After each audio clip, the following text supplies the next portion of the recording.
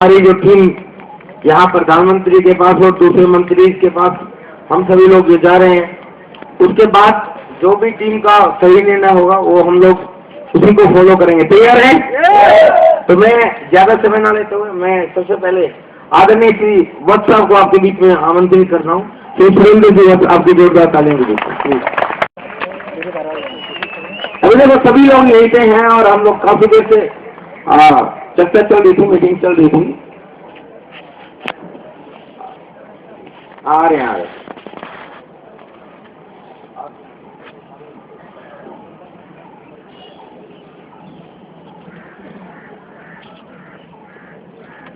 सभी लोग काफी एक्साइटेड है ना?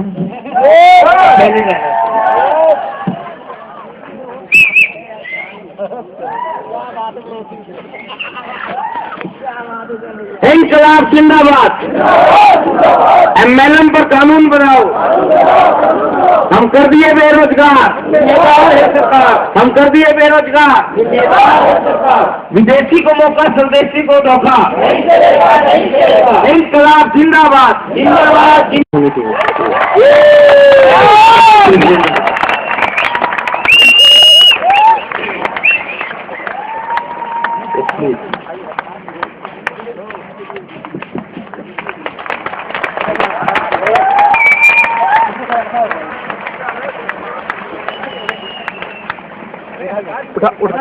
उठ करके होगा।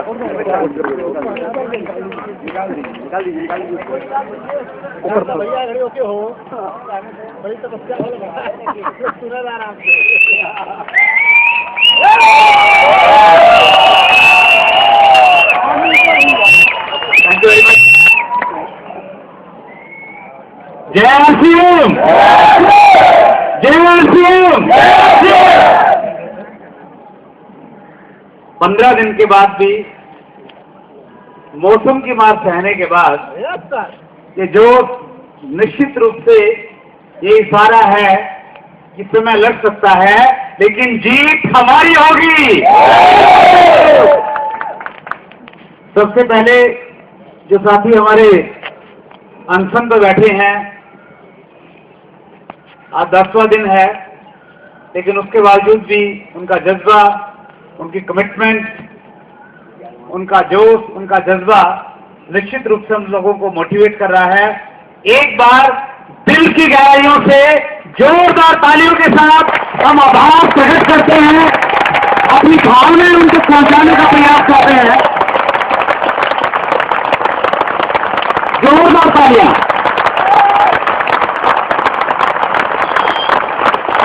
धन्यवाद।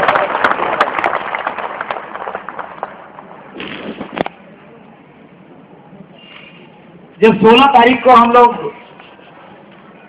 दिल्ली में इकट्ठा हुए, हमें नहीं मालूम था कि हमारा ये आंदोलन क्या दिशा लेने वाला है। रामलीला ग्राउंड की हमारी परमिशन कैंसिल हो गई, 3 दिन हम लोग वहां पे रहे।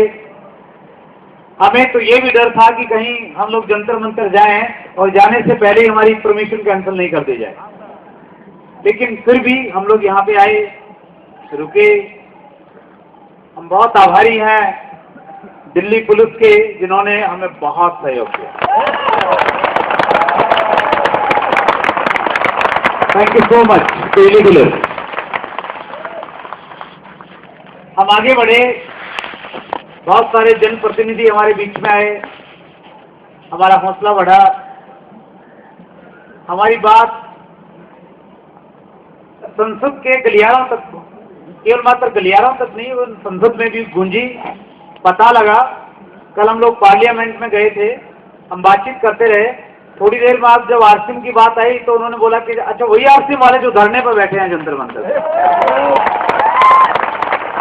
तो हमारी बातचीत, हमारी चर्चा बहुत ऊपर तक गई और निश्चित रूप से इसका अब हमें कितना फायदा मिला है वो एक अलग बात है, लेकिन ये तय है कि भविष्य में इसका बहुत बड़ा लाभ हमें मिलने वाला है।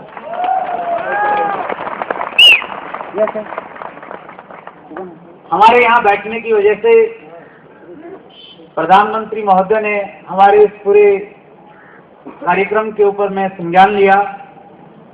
पी नारायण स्वामी जी के माध्यम से हमारी बातचीत आगे बढ़ी। उनके कहने के अनुसार हमारा एक प्रतिनिधिमंडल जयपुर गया। जयपुर जाके उन्होंने अपनी बातचीत वहाँ पे रखी। 3-4 दिन से वो जो भी चीज़ें रही वो आपके सामने शेयर करेंगे। इस कड़ी में सबसे पहले मैं इनवाइट करना चाहता हूँ हमारे एक बहुत जिम्मेवार साथी, जो बहुत अच्छे लॉजिक्स के साथ चीज़ों को समझते हैं, बहुत अच्छी उनकी एजुकेशन है, MLM को बहुत अच्छे से समझते हैं। उनको एक बार मैं इनवाइट करना चाहूँगा, वो थोड़ा सा ब्रीफ में आपको जानकारी देंगे। आपकी जोरदार तालियों के बीच में बुलाना चाहता हूँ जो जयपुर प्रतिनिधिमंडल गया था उसके एक सदस्य है विनोद मंडहोत्रा जी को।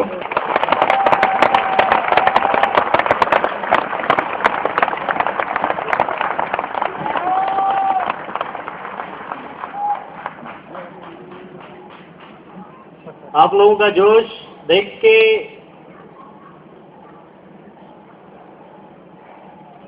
सिर्फ यहाँ के लोग ही नहीं, सिर्फ दिल्ली नहीं, पूरा हिंदुस्तान हिल रहा है, ये आप मान ले यार।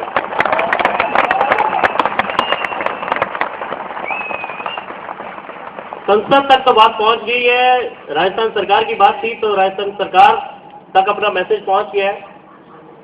एक चीज वो मान गए हैं हर हाल में कि RCM के लोग दुनिया से अलग है। RCM इतिहास बनाया है और आगे भी इतिहास बनाएगा। ये सरकार के दस्तावेजों में दर्ज हो चुका है।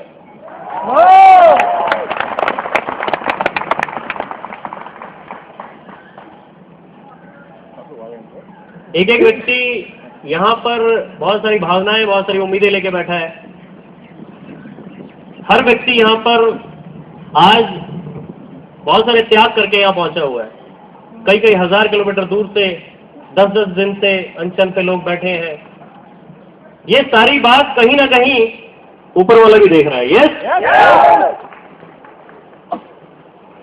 और उसका फल आपने पिछले बहुत दिनों में देखा, नतीजा मिलना शुरू हो गया। बहुत सारे अनशन हुआ हो गए इस इलाके में। हम अभी आए हैं, बहुत सालों से होते आ रहे हैं। पूरे हिंदुस्तान में फेमस है ये जगह। यस, लेकिन इतने जुनूनी, इतने जिद्दी लोग, इतने सभ्य, इतने संयमित लोग यहाँ के लोगों ने पहली बार देखे होंगे। और जिस तरह से ये गूंज पूरे हिंदुस्तान में संसद तक पहुंची, जिस तरह से यहाँ RCM के दीवानों की आवाज संसद भवन तक गई, राजस्थान सरकार तक गई, मुझे उम्मीद है बहुत जल्द, बाकी मेरे सीनियर हैं साथी जो सारी डिटेल वही बताएंगे, सारे राज मैं नहीं खोलूंगा, लेकिन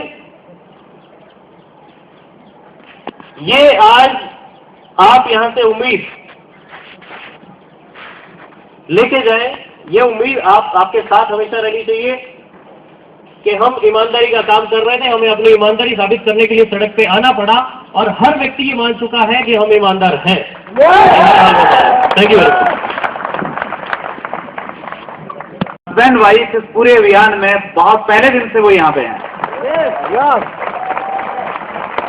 और वो भी प्रतिनिधिमंडल का हिस्सा थे। सरकार महिलाओं को आरक्षण दे या नहीं दे, लेकिन हमने अपने प्रतिनिधिमंडल में महिलाओं को जरूर भेजा था। 5 लोगों के प्रतिनिधिमंडल में नेहा जी थी, तो मैं नेहा जी को और सचिन जी को दोनों को एक बार बुलाना चाहता हूं। वो भी अपनी बातचीत रखेंगे, जो बातचीत वहां करे। आपकी जोरदार तालियों के बीच में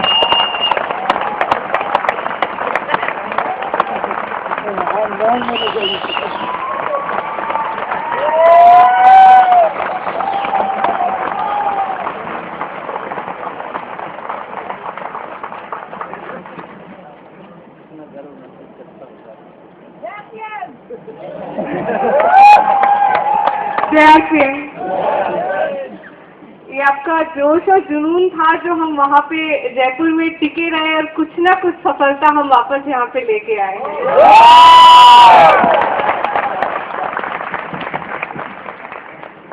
सारी जानकारियाँ सर देंगे, लेकिन एक बात जरूर कहना चाहूंगी आप सबके लिए कि आप लोगों की हिम्मत, आप लोगों का जुनून, आप लोगों की सभ्यता, आप लोगों का संयमितता पूरे देश में गूंज रही है कि RCM अलग है।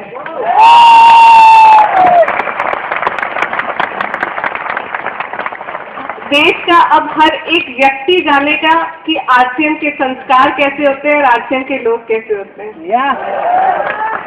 बाकी मैं सर को कहना चाहूँगी कि सर बताएंगे बाकी सारी चीज़ें, बाकी सीनियर्स और भी हैं, लेकिन मैं आप सबका सिर्फ धन्यवाद कर सकती हूँ। मेरे पास शब्द नहीं है आप लोगों को कहने के लिए, क्योंकि इतने दिनों से आप लगातार यहाँ पे बैठे हैं अपने घर परिवार को छोड़कर। विशेष करके महिलाओं के लिए उनका बहुत बड़ा योगदान है, क्योंकि ये उनके बिना परिवार नहीं चल सकता, फिर भी वो यहाँ मौजूद है। महिलाओं के लिए हमारे देश में बहुत बड़ी प्राथमिकता रहती है और आरसीएम में विशेष करके तो एक बार जबरदस्त इनका आश्वासन है।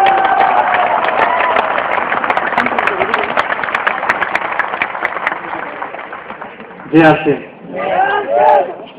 सबसे पहले मैं सैल्यूट करना चाहूंगा उन अनशनकारियों को जो 10 दिन हो चुके हैं लगातार बिना अन्न का कोई दाना लिए यहाँ पर टिके हुए हैं,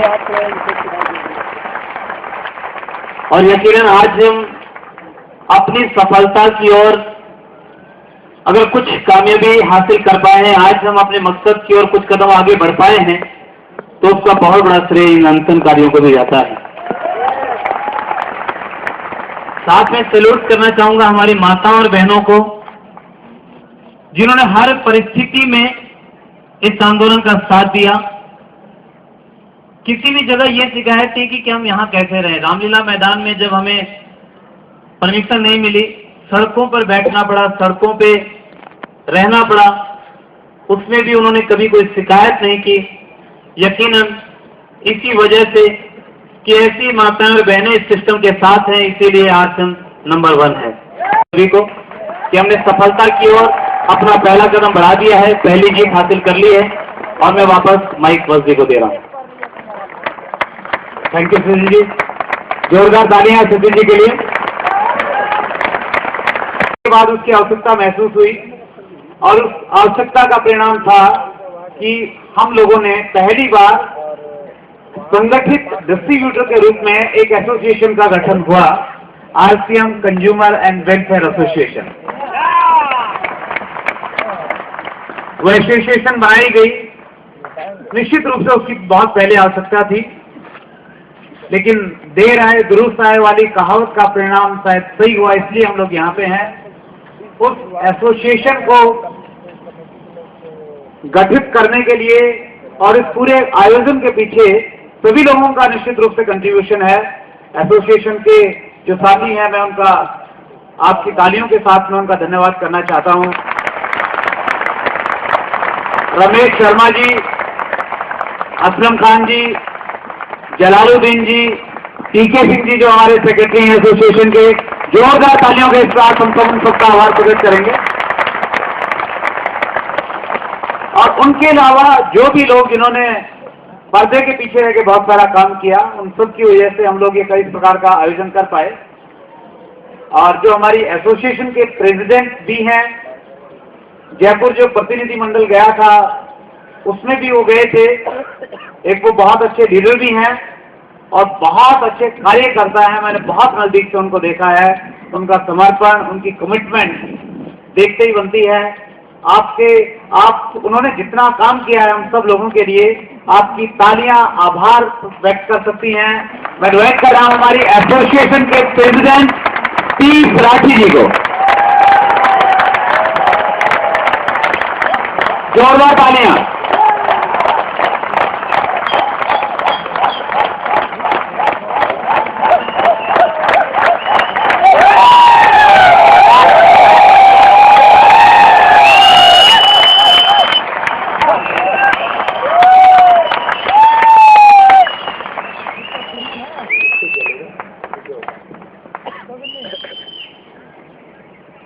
दोस्तों, हम उस मुकाम पे पहुंच चुके हैं जिसको मैं इस हिंदुस्तान की आजादी के लिए आजादी का पहला दिन कहूंगा।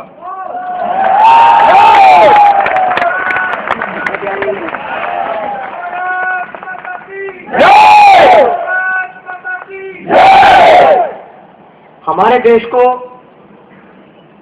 जिस चीज की जरूरत थी, शायद आरसीएम के माध्यम से इस देश को वो चीज मिलने जा रही है।